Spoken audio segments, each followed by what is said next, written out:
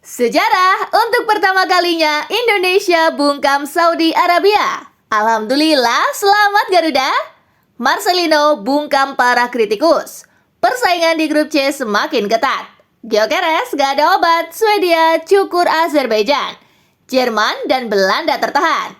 Yuk langsung saja kita simak berita kali ini dengan semangat luar biasa dengan raihan yang sudah diraih skuad Garuda. Selamat menyaksikan, gengsku.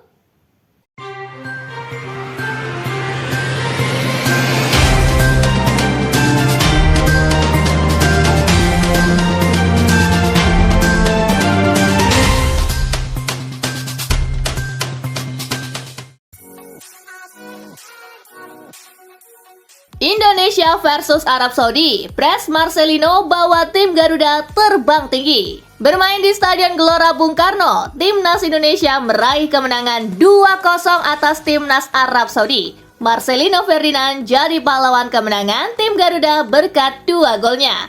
2 gol itu dicetak di menit ke-32 dan di menit ke-57. Dengan hasil ini Indonesia nangkring di posisi ketiga dengan raihan 6 poin, disusul Arab Saudi di posisi keempat dengan raihan poin sama.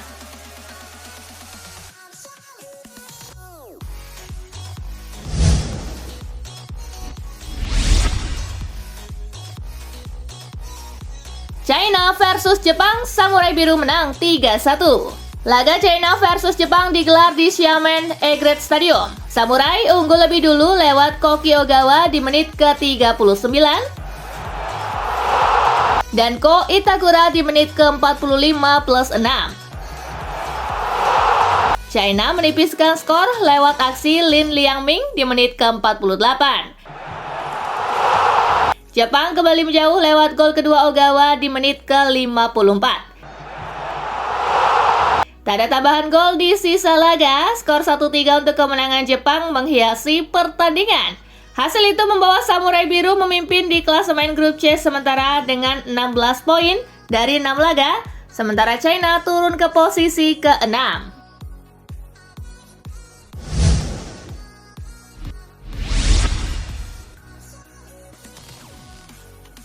Bahrain versus Australia tuntas 2-2. Persaingan di grup C putaran ketiga kualifikasi Piala Dunia 2026 zona Asia kian sengit. Ini setelah laga Bahrain versus Australia tuntas 2-2. Bermain di Bahrain National Stadium, tim tamu unggul cepat di menit ke-1 lewat aksi Kusini Yengyi. Bahrain mampu berbalik unggul lewat 2 gol Mahdi Abdul Jabbar di menit ke-75 dan di menit ke-77. Socceroos mampu menyamakan skor berkat gol kedua Kusini Yengyi di menit ke-90 plus 6. Dengan hasil ini Australia masih berada di posisi kedua klasemen dengan 7 poin, sementara Bahrain di posisi kelima dengan raihan 6 poin.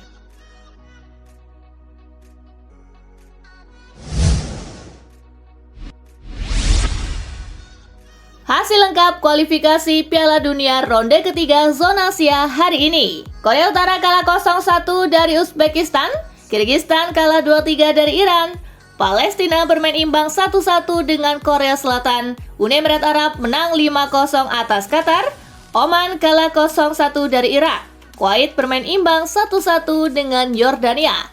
Klasemen grup A masih dipimpin oleh Iran dengan raihan 16 poin. Klasemen grup B masih dipimpin Korea Selatan dengan raihan 14 poin, dan di grup C Jepang masih nyaman di puncak dengan raihan 16 poin.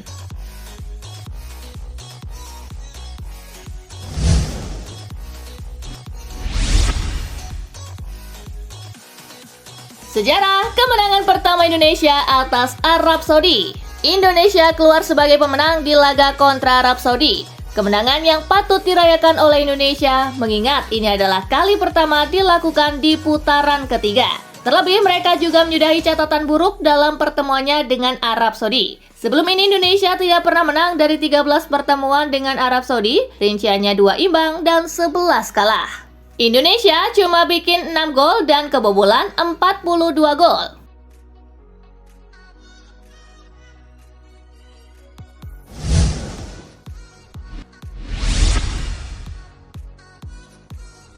Indonesia versus Arab Saudi, pembuktian Marcelino. Bres Marcelino Ferdinand mengantarkan timnas Indonesia mengalahkan timnas Arab Saudi 2-0.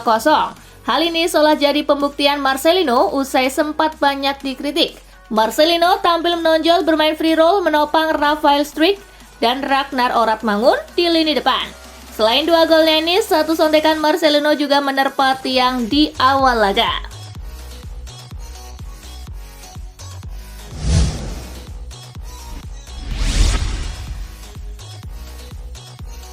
Hervé Renard akui Indonesia lebih baik dari Arab Saudi. Pelatih Hervé Renard mengaku bertanggung jawab atas kekalahan Arab Saudi dari Indonesia dalam lanjutan kualifikasi Piala Dunia 2026 zona Asia. The Green Falcons lengah dan akhirnya takluk. Renard menilai Indonesia memang menunjukkan keinginan kuat untuk menang dalam pertandingan, sementara para pemainnya tidak efektif dalam memanfaatkan peluang.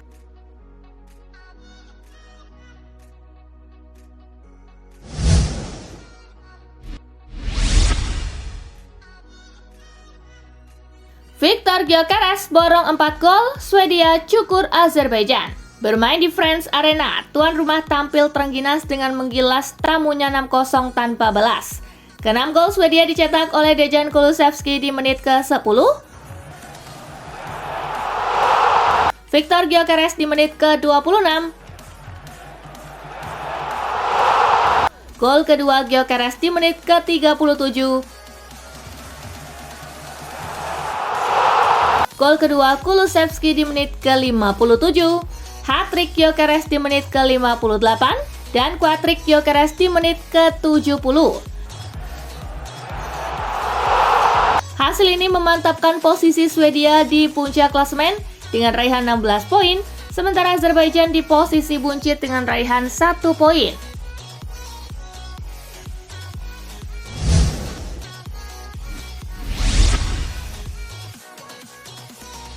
Jerman tertahan di Hongaria. Bermain di Puskás Arena, tim tamu menguasai jalannya laga. Namun gol yang ditunggu baru tercipta di menit ke-76 lewat aksi Felix Nmeka. Tuan rumah berhasil menyamakan kedudukan di penghujung laga lewat eksekusi penalti Szoboszlai. Skor imbang 1-1 pun menghiasi laga. Dengan hasil ini, Jerman masih kukuh di puncak dengan raihan 14 poin, sementara Hongaria di posisi ketiga dengan raihan 6 poin.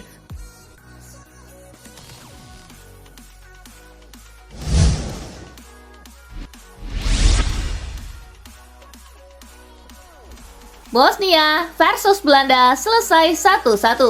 Timnas Belanda harus puas dengan 1 angka dalam lawatannya ke Bosnia di laga grup terakhir UEFA Nations League. Menyusul hasil imbang 1-1 di akhir permainan, tim oranye mampu unggul lebih dulu lewat aksi Brian Brobey di menit ke-24. Tuan rumah menyamakan kedudukan di menit ke-67 lewat aksi Ermedin Demirovic. Dengan 1 angka tambahan ini, Belanda berada di posisi kedua dengan koleksi 9 poin dari 6 laga, sementara Bosnia finish terbawah dengan perolehan 2 poin.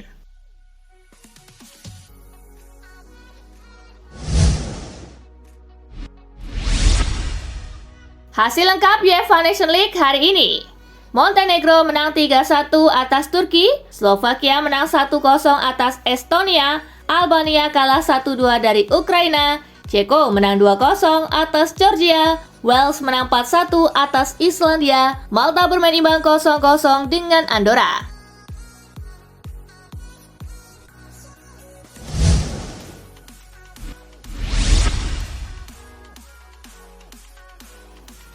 Nations League sudah, Nagelsmann kini fokus pada Piala Dunia 2026.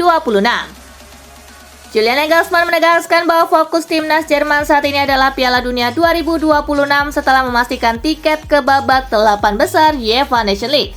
Performa menjanjikan tim diakui Nagelsmann sebagai modal positif bagi Jerman yang akan menjalani kualifikasi Piala Dunia 2026 mulai bulan Maret tahun depan.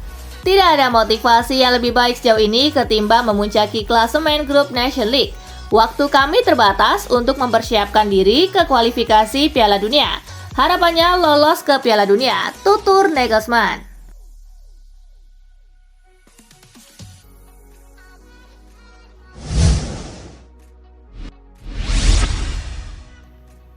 Kapten Inggris belum mau pensiun usai Piala Dunia 2026. Kapten tim nasional Inggris Harry Kane menolak gagasan untuk segera gantung sepatu dari tugas internasional bersama The Three Lions. Usai gelaran Piala Dunia 2026 datang, Kane sudah tidak lagi muda dan usianya sudah berada di atas kepala tiga. Kane bakal menginjak usia ke-33 tahun ketika gelaran Piala Dunia 2026 berlangsung. Kane saat ini merupakan salah satu bintang tersukses dalam sejarah tim nasional Inggris. Kane menegaskan bahwa dirinya masih belum terpikirkan untuk mundur dari Inggris usai Piala Dunia 2026 nanti.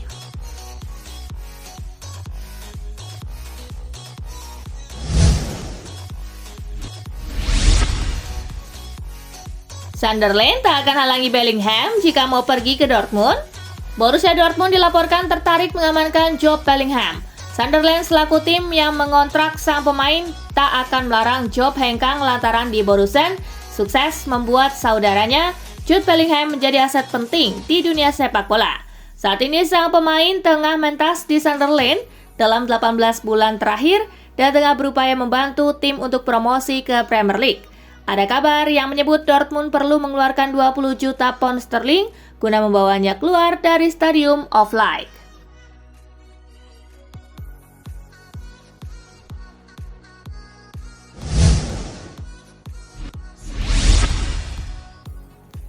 Di Maria belajar untuk jadi pelatih. Angel Di Maria mengakui dirinya sedang belajar untuk mengambil lisensi sebagai pelatih jelang memasuki akhir karirnya sebagai pemain profesional. Benfica yang saat ini diperkuatnya pun bisa jadi klub terakhir yang dibelanya sebagai pesepak bola profesional. Meski belum menunjukkan tanda-tanda akan mengakhiri karirnya sebagai pemain, Di Maria ternyata sudah mempersiapkan rencana masa depannya. Karir manajerial pun jadi tujuan Di Maria berikutnya yang ternyata masih ingin berkarir di dunia sepak bola.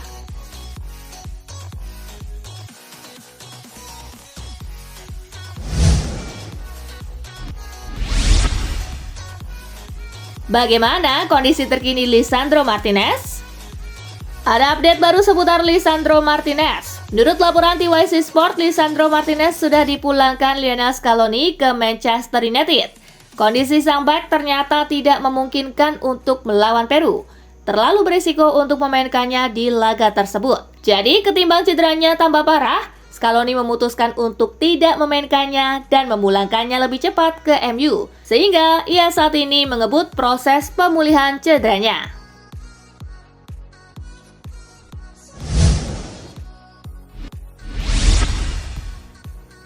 Marcus Thuram tegaskan bahagia di Inter. Thuram mendarat di San Siro pada musim panas 2023 lalu. Di tahun pertamanya bersama Nerazzurri, Thuram sukses menjuarai Scudetto. Performanya terus melonjak bersama raksasa Serie A tersebut, di mana musim ini ia jadi mesin gol pasukan Simone Inzaghi dengan torehan 8 gol dari 15 penampilannya di seluruh ajang kompetisi. Tidak heran ia masih jadi incaran Liverpool, namun Thuram menegaskan dirinya bahagia bersama Inter. Kontraknya sendiri masih berlaku sampai musim panas 2028 mendatang.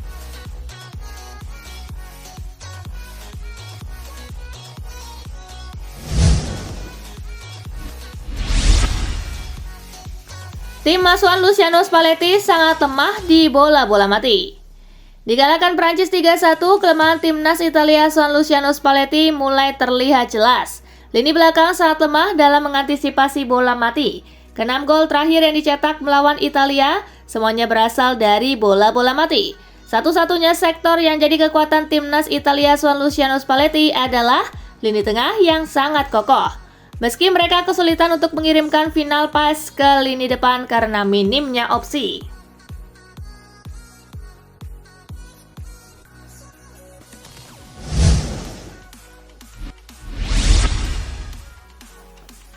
Baroni ungkap target ambisiusnya bersama Lazio di Liga Eropa. Pelatih Lazio Marco Baroni membagikan visi ambisiusnya di kompetisi Eropa. Ia mengungkapkan targetnya seraya mengabarkan kondisi terkini para pemain pentingnya. Saat ini The Aquil memimpin puncak klasemen penyisian grup Liga Eropa dengan rekor kemenangan 100% dari 4 laga yang telah dimainkan. Klub ibu kota Italia itu memiliki peluang untuk mewujudkannya jika terus meraih hasil positif. Memenangkan Liga Eropa merupakan sebuah mimpi. Kami ingin melakukan yang terbaik, ujar Baroni.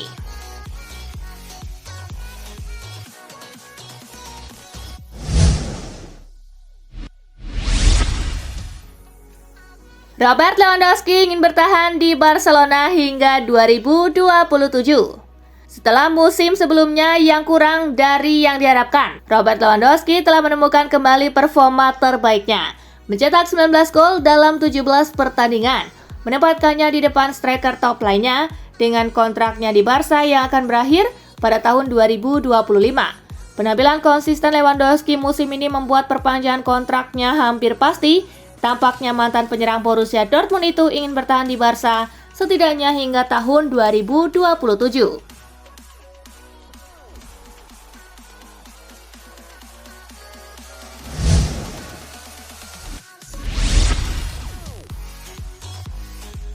Nah itulah tadi guys, kumpulan berita menarik dan terupdate dari Kakak Spasi. Simak terus ya berita-berita terupdate lainnya dari Kakak Spasi yang pastinya akan Kakak update di Spasi Football News.